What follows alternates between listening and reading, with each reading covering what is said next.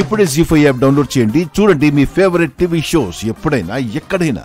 కానీ టీచర్కి మనమే జీవితం కాదు కదా, తనకంటూ ఓ జీవితం ఉంటుంది కదా. ఉండొచ్చు మామా, టీచర్ ఎప్పుడైనా తన జీవితంలోకి వెళ్ళిపోవచ్చు. కానీ ఇలా కాదు కదా. టీచర్ని మనమే ఇంటికి తీసుకొచ్చాం, మనమే గౌరవంగా పంపించాలి కదా. అవమానించి పంపించడం ఏంటి? ఆ రోజు టీచర్ని గౌరవంగా సన్మానించాం కదా. అదొక సన్మానమా మామా? అందరి ముందు టీచర్కి ఎంత అవమానం జరిగింది. మావయ్య గారి బేస్లెట్ కొట్టేసిందని టీచర్ గారిపై దొంగ అనే ముద్ర వేయబోయారే. నేను లేకపోతే ఆ రోజే టీచర్ని మీ పిన్ని వాళ్ళు అవమానించి పంపించుండేవాళ్ళు. ఇప్పుడు నన్నేం చేయమంటావు? వెళ్ళిపోయిన టీచర్ని వెతికి వెనక్కి తీసుకురమ్మంటావా? మీ పిన్నిని కాదని నువ్వు ఆ పని చేస్తావన్న ఆశ నాకు లేదు. ఈరోజు మనం ఎంతో సంతోషంగా గడిపొచ్చాం, అందుకు కారణం కూడా టీచరే. కానీ ఆ టీచర్ ఇప్పుడు ఇంట్లో లేదు, అదే బాధగా ఉంది. ఎవరు శాశ్వతంగా మనతో ఉండిపోరు సీత, అది అర్థం చేసుకో. నీకు ఎంత చెప్పినా వేస్ట్ అని అర్థమైంది మామా. ఈరోజు టీచర్ చేసింది తప్పు అంటున్నావు. తప్పులు సరిదిద్దేవారే టీచర్. మనకు మంచి దారి చూపించేవారు టీచర్. మన సంతోషాన్ని కోరుకునేవారు టీచర్. అలాంటి టీచరే లేకపోతే మన జీవితాలు చీకటైపోతాయి. అది తెలుసుకో మామా.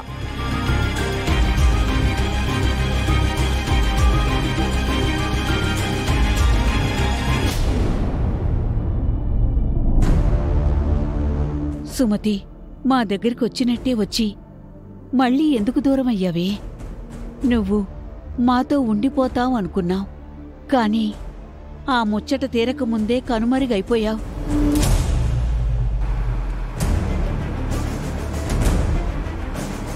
నువ్వు వెళ్ళిన దగ్గర్నుంచి ప్రతి క్షణం నీ గురించే ఆలోచిస్తున్నాను.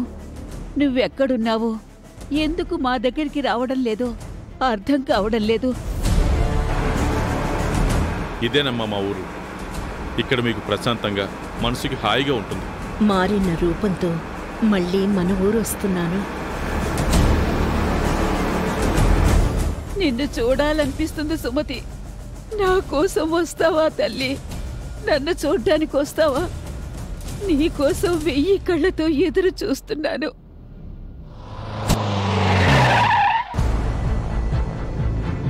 మన ఇల్లొచ్చింది, దిగమ్మా.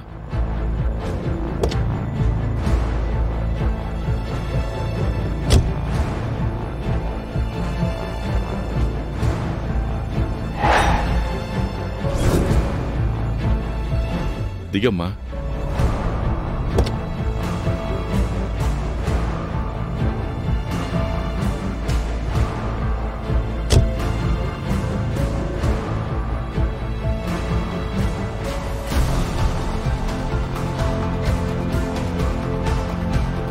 రామ్మా.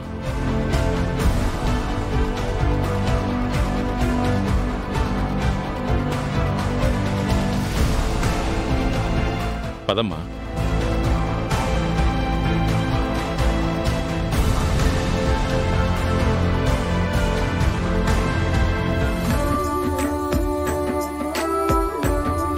అమ్మా లలిత, ఎవరొచ్చారో చూడండి.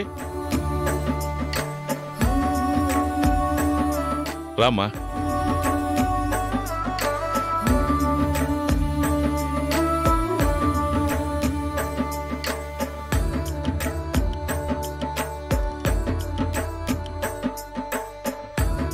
లలిత, ఈవిని గుర్తుపట్టావా?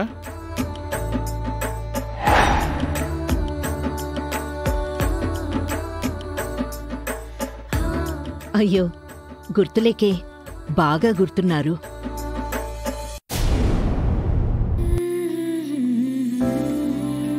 రామ్మా, నా కూతుర్ని చూపిస్తాను.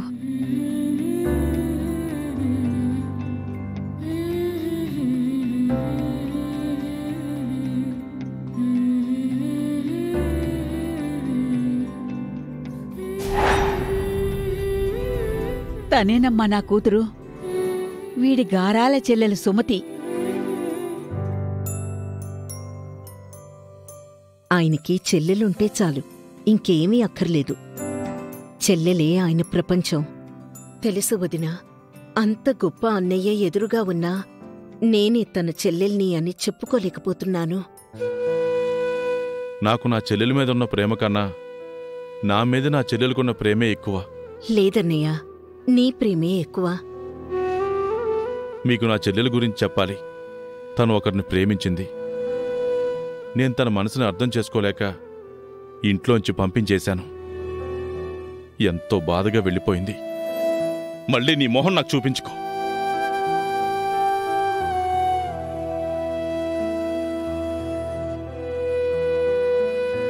మొదట్లో మాట కాదందని సుమతిపై చాలా కోపంగా ఉండేది. కానీ తర్వాత చాలా బాధపడ్డాను.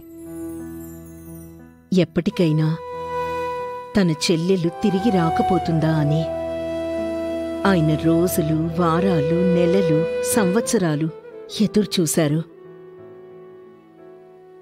సరిగ్గా నిద్రపోయేవారు కూడా కాదు. చాలా సంవత్సరాల తర్వాత కొన్ని రోజుల క్రితం సుమతి తిరిగొచ్చింది. అందరం ఆనందపడ్డాం. కాని ఆ సంతోషం ఎంతోసేపు నిలవలేదు. సుమతి మళ్లీ వెళ్ళిపోయింది. తను ప్రేమించి పెళ్లి చేసుకున్న భర్త కన్నబిడ్డలకు దూరంగా ఉందంట. సమస్య ఏంటని అడిగితే చెప్పలేదు. చెల్లెలు ఎలాంటి కష్టంలో ఉందో అని ఈయన తల్లడిల్లిపోతున్నారు. అలా అని చెల్లెల్ని వెతికే ప్రయత్నం చేస్తే తను ఇంకా దూరమైపోతుందేమోనని భయపడుతున్నారు.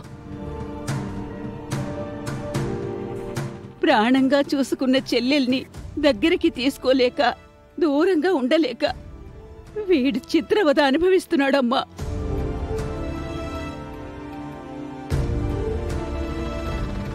నా గురించి ఇంత బాధపడుతున్నా అమ్మ, అన్నయ్య, వదినలకు నేను కావాలని దూరం అవుతున్నానా?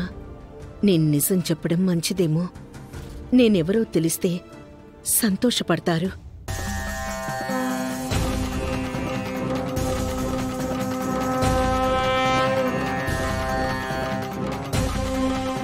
మీ అందరికీ ఓ నిజం చెప్పాలి. మీ అందరూ అనుకుంటున్నట్టుగా నేను విద్యాదేవిని కాదు. నేను సుమతిని.